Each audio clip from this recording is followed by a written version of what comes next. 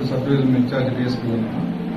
యాక్చువల్గా మన అమరగుర్తి ప్రాంతానికి చెందిన ఒక మైనర్ అమ్మాయి, అంటే 12 years అమ్మాయి, ఒక అమ్మాయికి బాగేపల్లి హాస్పిటల్కి వాళ్ళ మదర్ తీసుకెళ్తే ఆ అమ్మాయి ప్రెగ్నెంట్ అని చెప్పేసి చెప్పడం జరిగింది. దాని మీద బాగేపల్లి పోలీస్ స్టేషన్ వాళ్ళు అమరగుర్తికి ఇన్ఫర్మేషన్ ఇచ్చారు, అమరగుర్తి పోలీస్ స్టేషన్కి.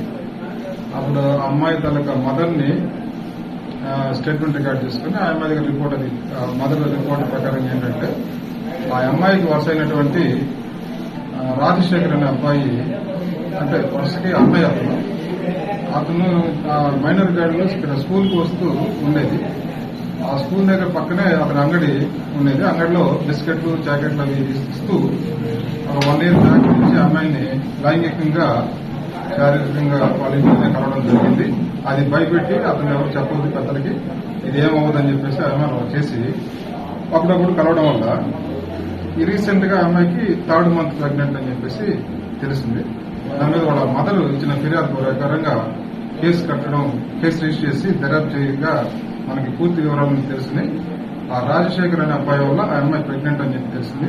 అతని అన్నయ్య వరుస కాబట్టి ఇంకా ఇప్పుడున్న పరిస్థితుల్లో అతన్ని అరెస్ట్ చేసి ఈ రోజు కోర్టులో పెట్టడం జరుగుతూ ఉంది. పోక్సో యాక్ట్ కింద కేసు రిజిస్టర్ చేస్తాం. రేప్ కమ్ పోక్సో యాక్ట్ కింద కేసు రిజిస్టర్ చేసి అతన్ని కోర్టులో ప్రొడ్యూస్ చేస్తాం. ఫర్దర్ గా ఏంటి, ఆ అమ్మాయి భవిష్యత్తు ఏంటి, ఆ అమ్మాయి సంబంధించి భవిష్యత్తులో ఆ అమ్మాయికి ఎటువంటి ఇబ్బంది లేకుండా, ఆ అమ్మాయి స్టడీస్ ఇబ్బంది లేకుండా ఉండడానికి ఈ సిడబ్ల్యూసీ వాళ్ళని కూడా కలెక్టర్ గారి ఆదేశం ప్రకారంగా మరియు మా ఎస్పీ మేడం రత్న ఐపీఎస్ మేడం గారి ఆదేశాల ప్రకారంగా ఆ అమ్మాయి భవిష్యత్తుకి ఇబ్బంది లేకుండా, ఫర్దర్ గా స్టడీస్ కి ఇబ్బంది లేకుండా ఏర్పాటు చేయడం జరుగుతూ ఉంది. ఇవాళ అతన్ని ఈ అక్యూజ్ని అయితే అరెస్ట్ చేసి కోర్టులో పెడతాం.